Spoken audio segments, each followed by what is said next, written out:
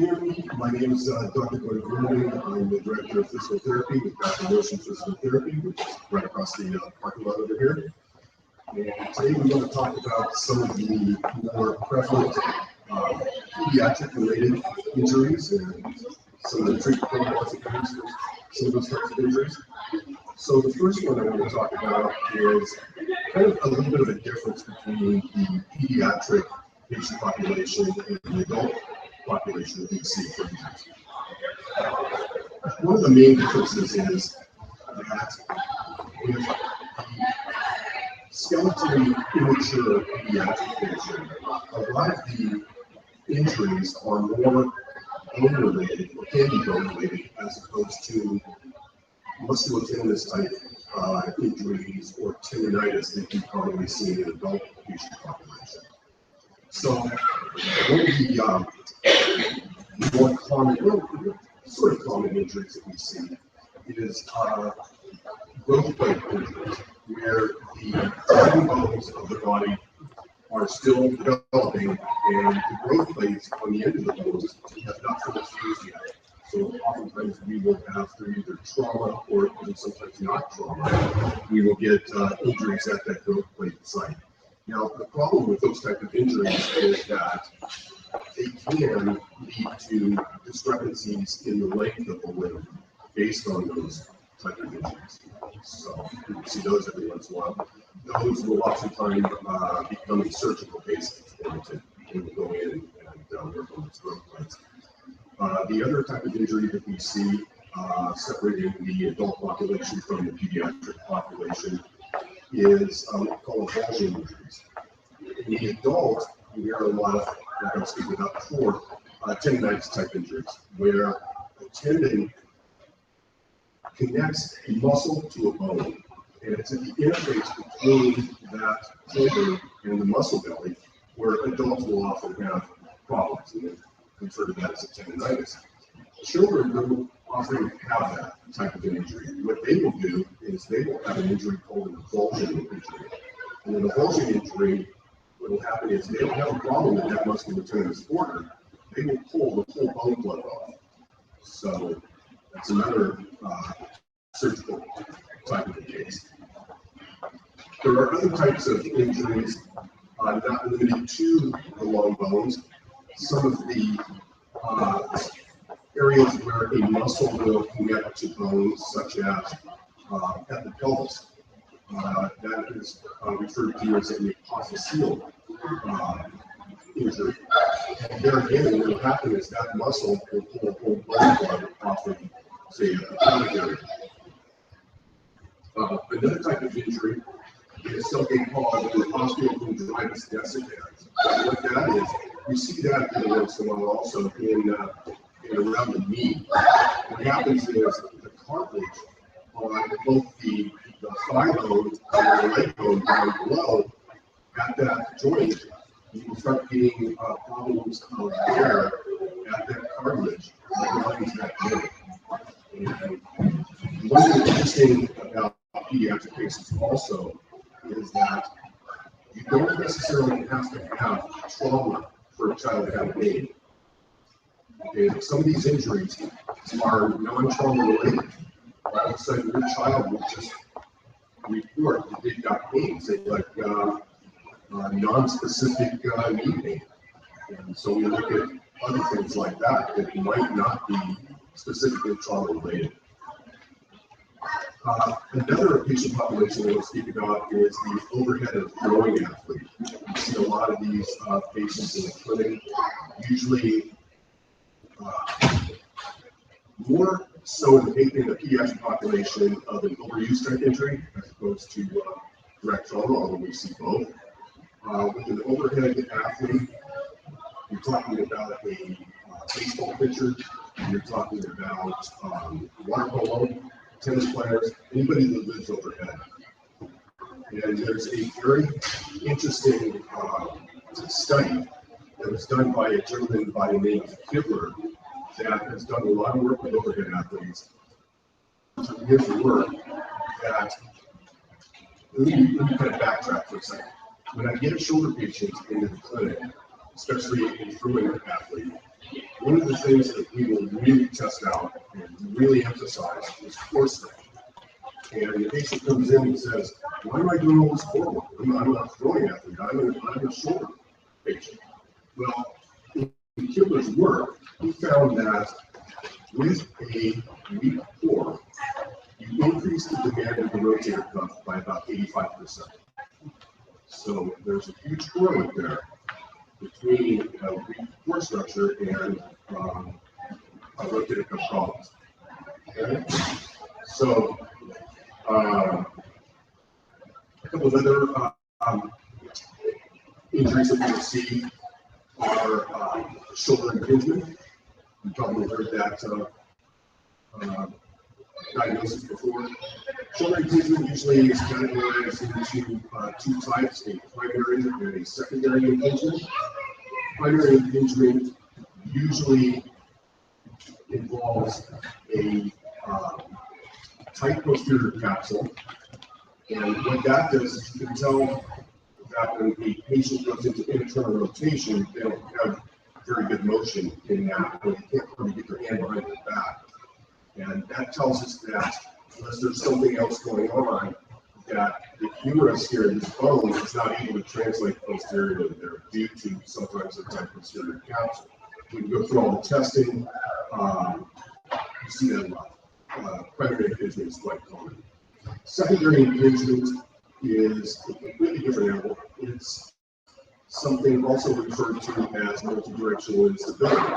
If your child has suffered a fall or some sort of trauma, or they're just very hypermobile in the joints, to where the bone, say the shoulder joint, the bone tries to come out of the joint, usually in an anterior inferior direction, out front and down is where that bone likes to come out.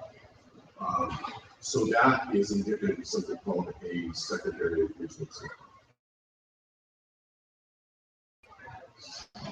And the last one I want to touch on is the ACL injuries. And you see those, you've heard that term quite a few times, I'm sure, ACL injuries in the knee.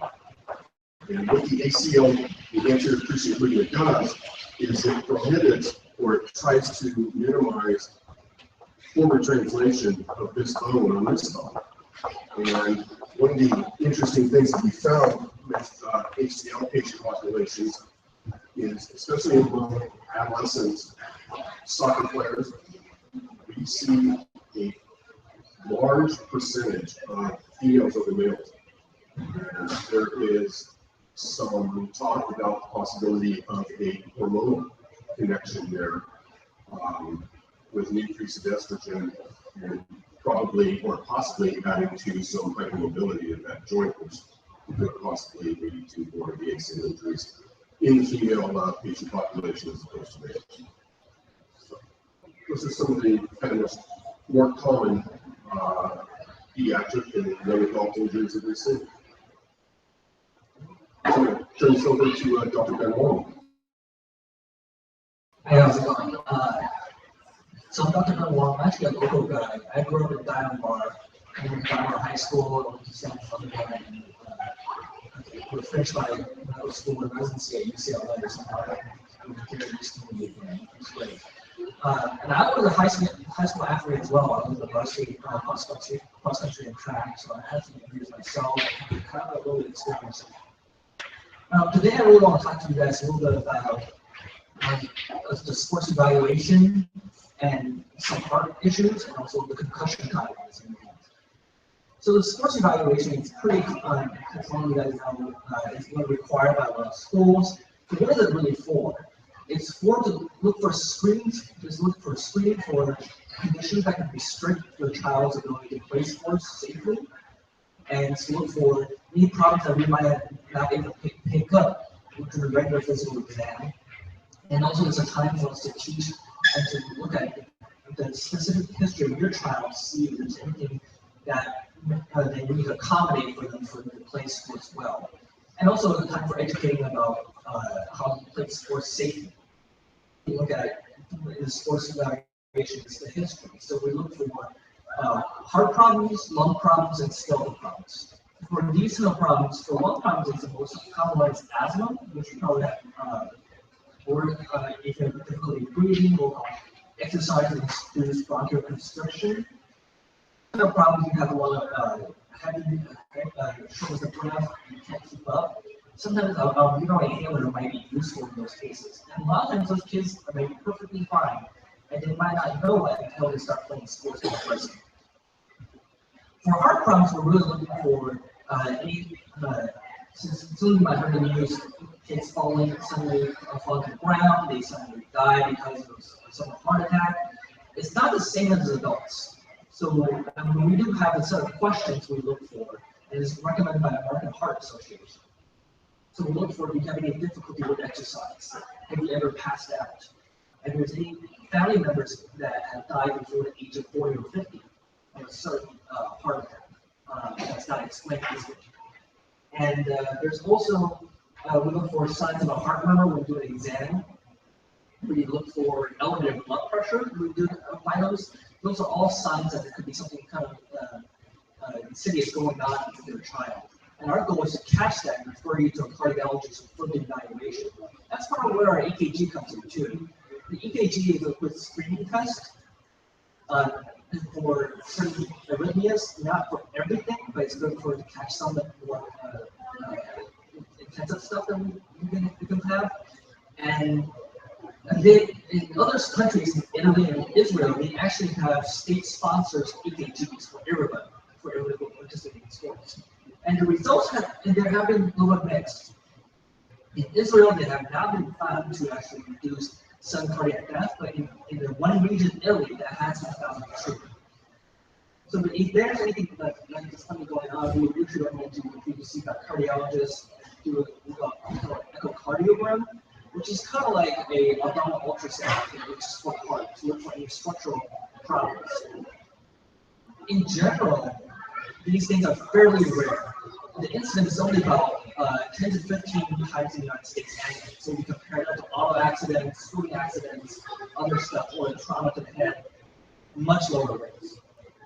And that's one of the reasons why the American Heart Association is not recommending that for everybody, because of the cost-benefit ratio analysis data.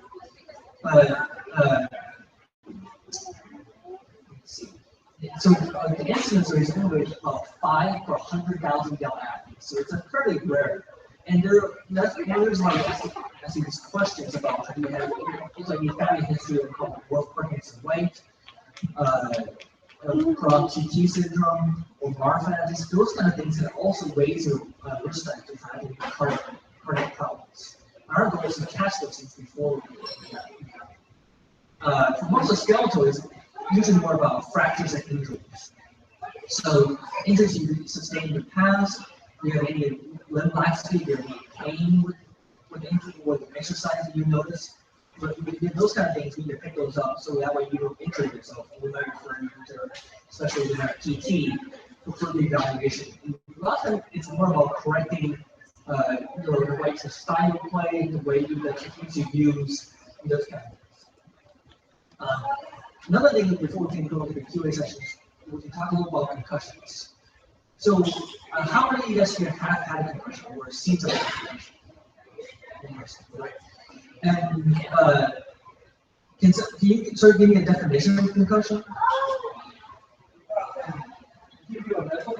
Or just a general layman's definition of this too. Basically, impact to the brain stem causing concussion and tissue for that kind of stuff. Oh, that's a great definition. That's an excellent point. So, when you say it's important that there is a brain trauma of some sort that leads to the brain hitting into the skull. Most of the time, it is head-to-head contact or head to something parts of the skull. However, even acceleration, deceleration force. So, if you're in a car accident, even that can cause a concussion. It doesn't necessarily have to be a direct trauma to the brain. I made an analogy like a brain in the skull, like you're in the car. So when we're in the car, if the car hits something, there's a seatbelt that protects us from us going forward too fast. If we're hitting the steering wheel, right? But in the brain, actually the brain is kind of just floating in the skull. There's no seatbelt. So even if you have a helmet and you get hit, the deceleration force it will cause a bigger hit in the front of the skull and cause damage that way. What usually happens, if you did studies in mice and animals, they found that what happens is the brain tissue hits the head. It increased need for blood supply, but actually the blood actually is constricted because of the damage, and the brain tissue actually starts to die, and you have some cell death. But it's not enough to cause a significant difference on imaging. That's why if you get a lot of times you can see a football player suddenly get hit and fall to the ground and take to the emergency room. They do a brain scan to make sure there's no brain injury or brain trauma. However, after that, if that was negative and they still have the symptoms, that's what we call concussion. Concussion usually leads to symptoms of headache, dizziness, memory loss, emotional instability, and like sudden sadness, depression, concentration problems. And these symptoms don't have to happen right away. They're not immediate. That's why they need to be taken out of the game and observed for a period of time to see if there's any problem. People think that the traditional way to think of concussion is that you have to be losing consciousness. Actually, 90% of concussions doesn't involve loss of consciousness at all. So that's an important thing to do. Anytime you have neurological symptoms after some sort of brain impact, you can think about concussions. Why is that so important? Well, they've done studies where you have people have concussions, they go back to the game right away, as versus get taken out and you be evaluated by a doctor. Up to 70% of people who are evaluated right away and taken out of the game and not really come out to the game at all, they're cleared by a week. However, only 40% of people who back to the game and keep playing through concussion will be cleared by a week. So going back to the game prolongs the duration and the symptoms of concussions. It can lead to further neurological symptoms. So that's one of the important reasons why is to take your athlete out of the game and not have to play until there's a clear by a sports medicine or a physician like myself. Concussions, oftentimes parents can be very scared to say, usually these symptoms won't go away by 7 to 10 days. And it takes that much time for blood flow to your brain to come right back, completely come back to your brain to reduce all your symptoms. And they've done studies on this on brain MRIs and stuff. So that's why it's important to parents and kids to stay out. And when your child has concussion, it's important to follow a very regimented return to play, return to learning protocol. So what does that mean exactly? There's a 6 steps process that we go through. And the 6 steps is, first step is rest until no symptoms.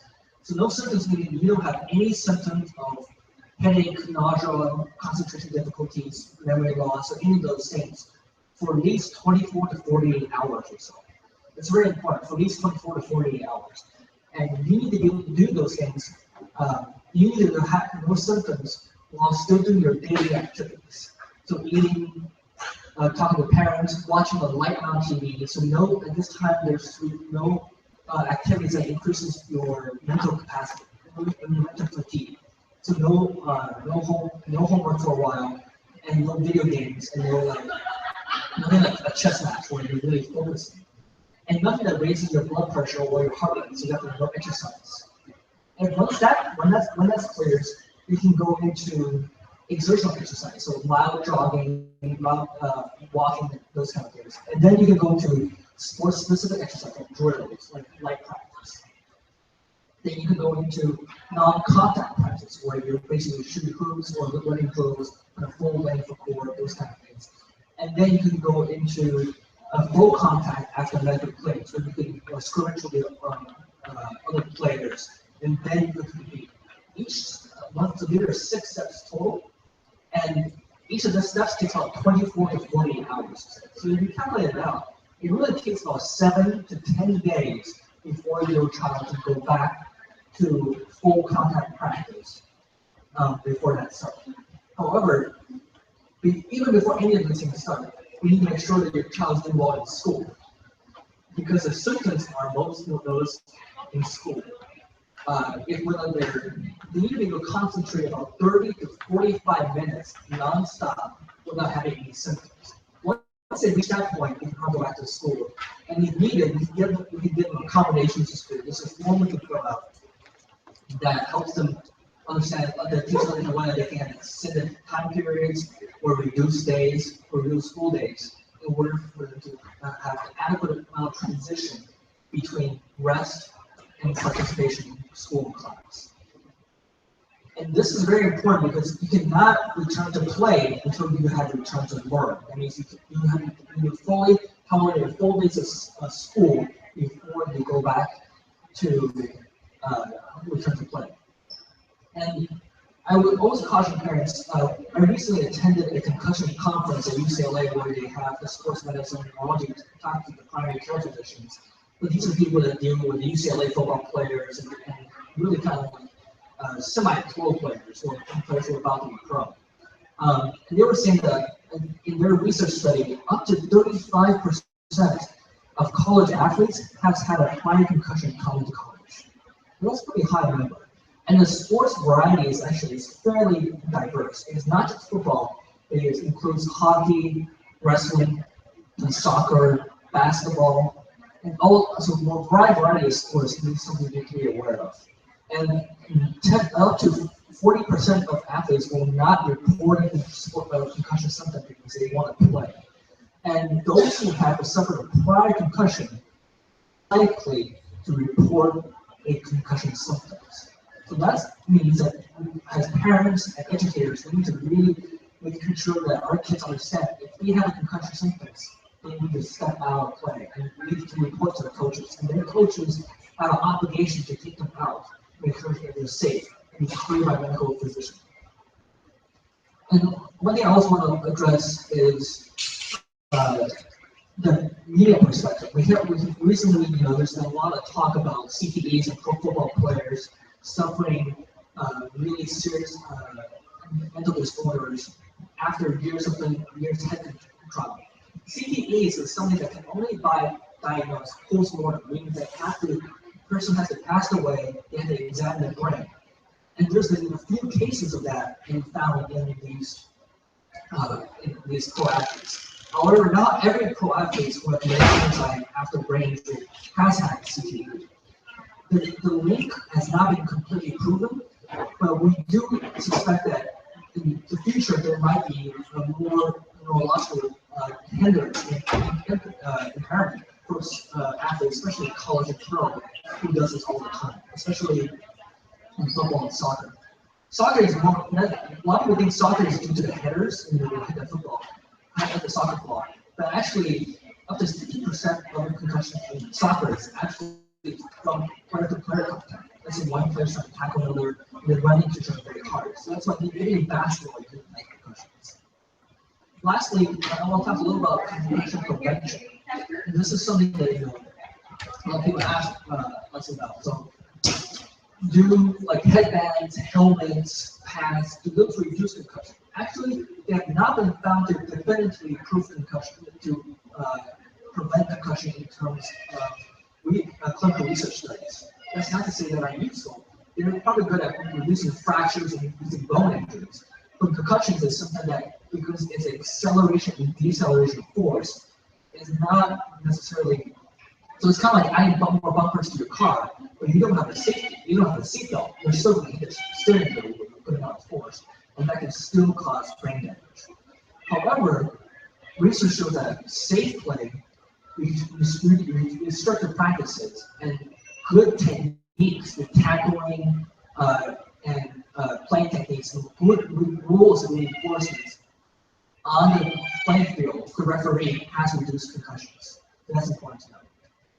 There are other devices people talk about, like headbands, or there are certain things, dietary plans. None of those types of things have been proven to work. The safe play has some to work for concussions. So those are the main things I want to talk about concussions. Should we turn to questions and answers? Right, if you don't mind when they ask questions, if you could repeat the question. Yeah, no problem. Yeah, questions from the audience. I have a question. Yeah. You mentioned SIT, but I actually worked about it. So I have experienced a lot of those. How many of those 5% of the 100,000 you think fall into that category?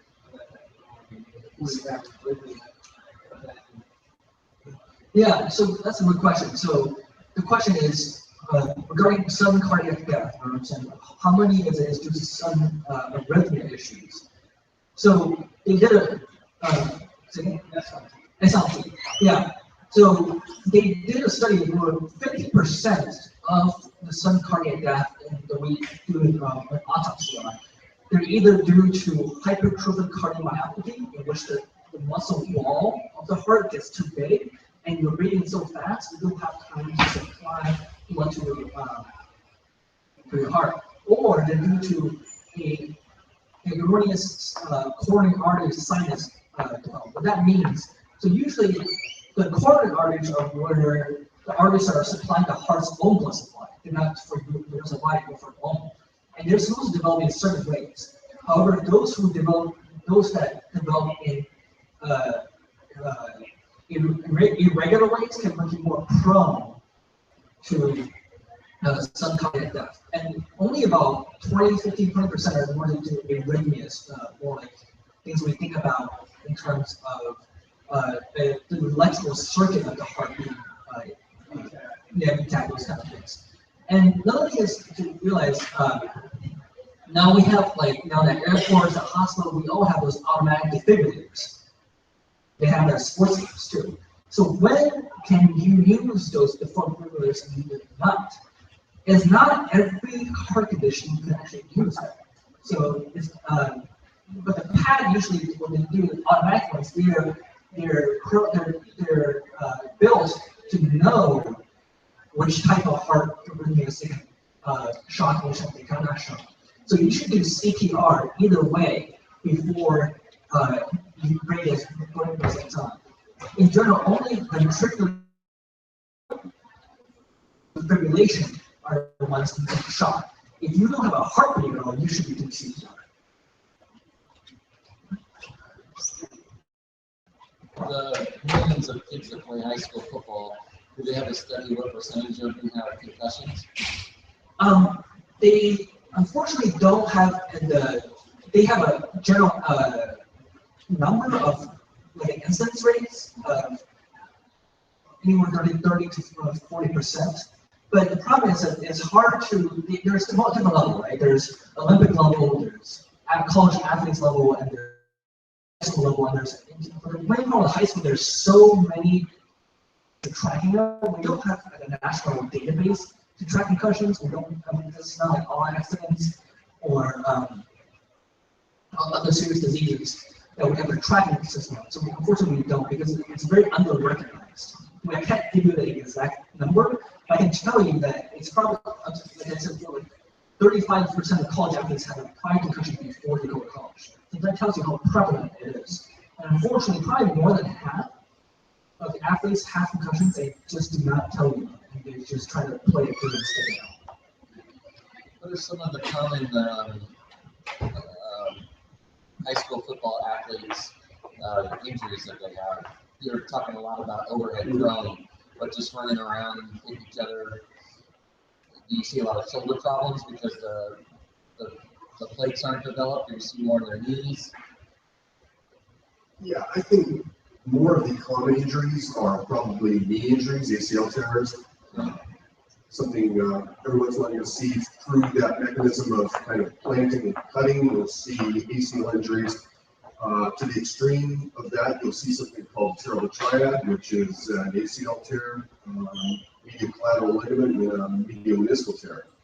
So you kind of get three of the big four structures there of the knee, and they will do the surgical repair for all of those injuries usually at the same time. So a lot of knees, we see everything. We see a lot of ankles, knees, shoulders. Believe it or not, with children, we see a lot of elbow injuries, either through falls or some kind of trauma.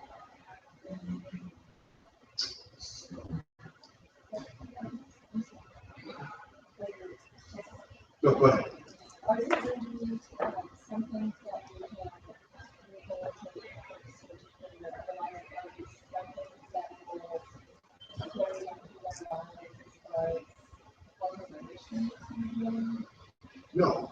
the vast majority of these injuries are definitely fixable. Whether we go through a pre-surgical rehab, and sometimes we can fix things even without any kind of surgical intervention. If it does go to a surgical case, then we'll get them afterwards. And success rate for most injuries is pretty high.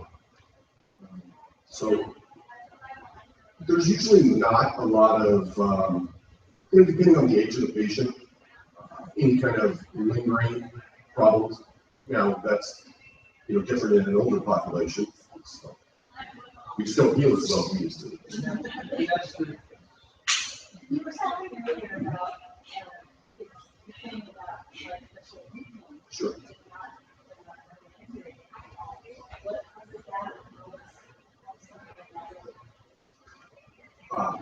Sometimes, like I said, it can be non-trauma involved. Yeah, sometimes that. And then also, like I said, the osteochondritis dissecans, which is actually a cartilage, where it binds the bones of the joint, just start becoming irritated. And we'll do a lot of strengthening and stretching and things like that. One of the things also that will happen with knee problems, sometimes you'll have just kind of a non-distinct pain around the patella. And one of the things that we've looked at with that is that sometimes the quadriceps or the thigh muscles are so tight that by where they take their insertion, past the knee there, that the muscle system right there is so tight that it adds a compressive force to the kneecap. And so sometimes they'll have just this distinct kind of knee pain. And we'll do a lot of stretching and obviously a lot of strengthening. And when we get a patient with say a joint that hurts, what we usually will do is we will rehab them a joint above and a joint below. So when I see a knee patient, we would be pretty upfront with them and say, we're going to pretty much work you from your hips to your toes. And then, like in the case of the overhead throwing athlete, we're going to run forward, and they can't figure out why.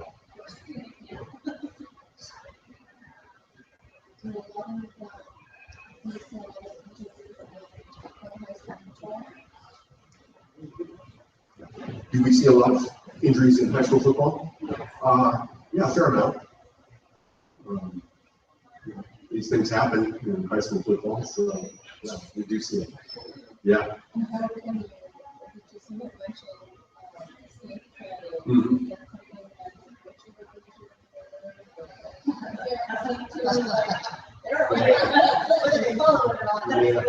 So the question is whether or not it's something same place when the scope is called. There's a national heads-up program by the NFL to try to teach football players to tackle the correct way. And I think as parents, and also educators, it's definitely part of our responsibility to ask coaches, what are you doing with these concussions? What do you know about concussions? And what are our techniques you're teaching to children or playing football to reduce concussions? And what is your protocol if you suspect somebody was concussion? Just to ask before, whether it's a high school or middle school or whatever football program, even non-tackling football, you can still have programs that are good collisions that can lead to concussions. But there is, there is a lot of warning out in the community. It seems a lot of schools that I've been in contact with seems to be much more aware of concussions. They have a very strict protocol when you're not supposed to come back. And another thing I want to add is that, when should you see a physician about concussion? So in general, if you have concussion, you should be cleared by a medical physician. If you see me and you have also in general, if your symptoms lasting greater than 2 to 3 weeks, of symptoms like headaches, and there's another way. Last round, there's a poor focus for 2 weeks, then I usually would consider referring to a neurologist for further testing. And there's some in the college level, there are computerized programs that they test that some people need to pass to diagnose concussion.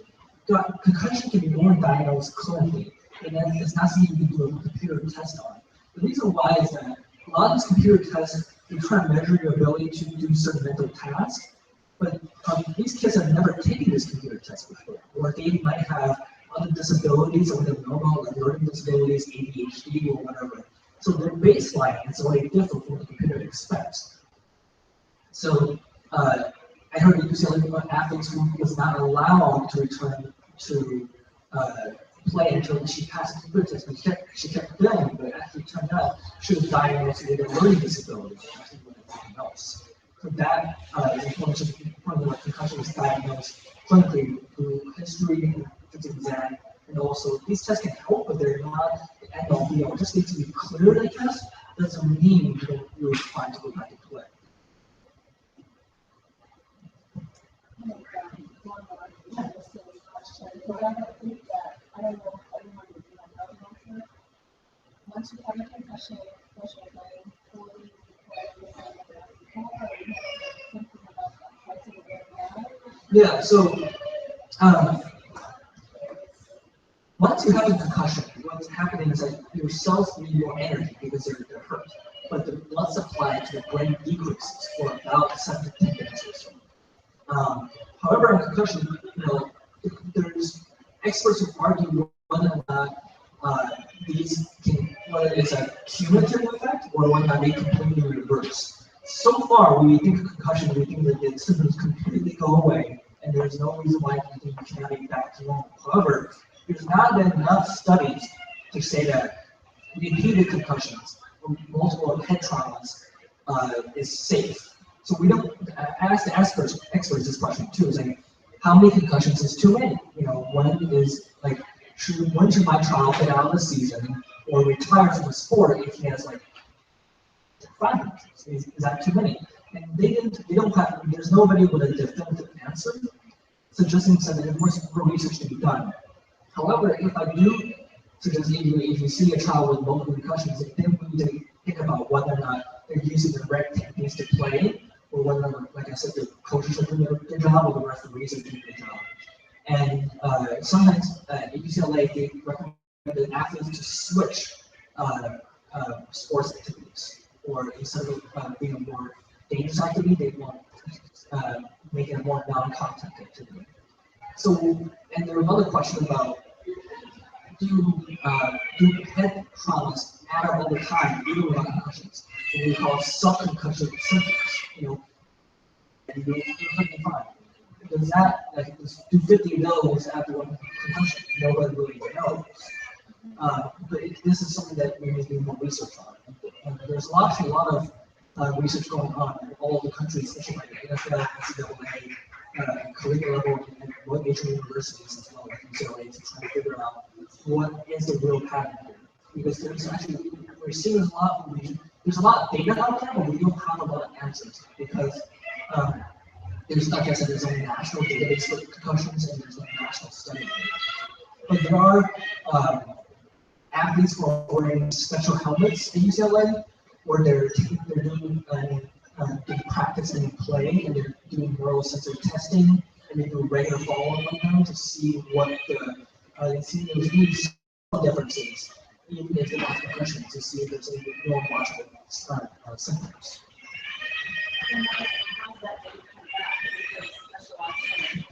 Oh yeah, I mean, their goal is ongoing right now. So far, there's regarding helmets, it's sensor helmets. So I think the Virginia Tech University, this is something we'll talk about in the conference too. They came out with a helmet rating system. This system is based on a bioengineering measurement, so they can measure how much force the head sustains from each side based on the type of tackle or way the helmet is designed and constructed. This system, however, is not proven to reduce concussion in itself. It's something that we use to research studies. So it's something that we measure, but we don't have enough data saying that much force equals a concussion. It's just that some kids can get concussion from what looks like a fairly innocent injury, whereas other children, they have what's a really bad injury and bounce right back. So the data is a little bit fuzzy out there. So for anyone who tells you, oh, this helmet can prevent concussions, you need to be careful when you say that to them. for those equipment managers that try to sell you something. And then a lot of the spinal cord injuries too,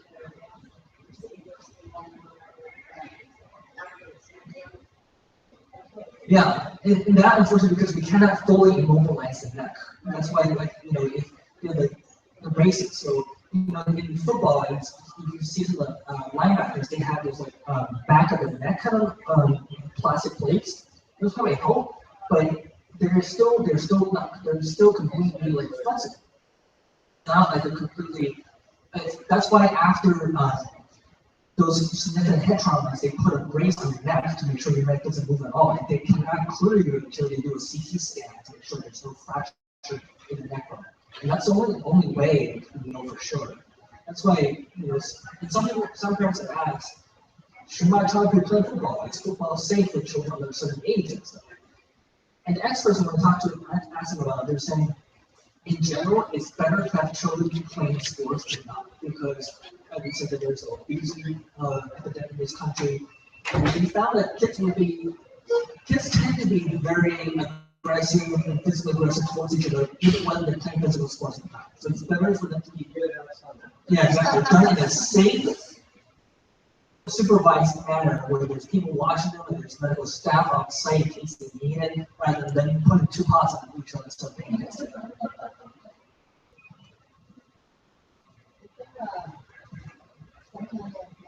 something to watch out for, or safe practices, or what to look for when someone has an asthma case? Oh yeah, that's a great question. Talking about asthma. So asthma is basically what happens is when your lung airways constrict in terms of once it gets stimulated and there's mucus production and you can't breathe. And it's important for the athletes to see how much exercise they can tolerate without having those symptoms, without wheezing, without feeling tight-chested, without significant coughing. And if they do have those kind of symptoms, it's important for them to try to use an alveolar inhaler prior there. If that's not working, then you need to see the physician for better asthma control. In general, I personally have a rules of twos with asthma. So if they're using an alveolar inhaler 2 times a week, if they're having nighttime symptoms of nighttime coughing more than 2 nights per month, or if they're having an emergency when you're using oral steroids more than 2 times a year, all of those things that asthma is not under control. And if you see your athletes using inhaler multiple times during sports practice, that's not an exercise-induced asthma. That means that asthma is not under control. They need to use a regular inhaler with steroids that helps them reduce the symptoms. The issue is the more sometimes you use more relying on just like a alveolar alone, the more likely you might have a serious asthma attack in which the alveolar is not helpful, and then you have to go to the emergency. Other questions?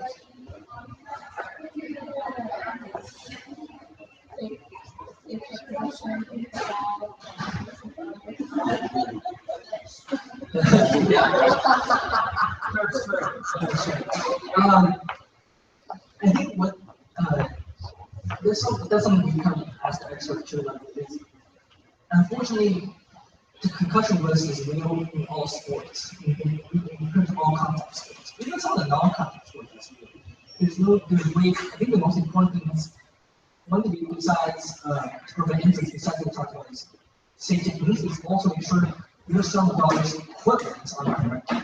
It's fitted correctly, so it's not too big or too small, so they make sure they use the equipment correctly. And that's probably a better way to prevent injuries rather than position. Also, teaching safe techniques is the most important. No. Okay.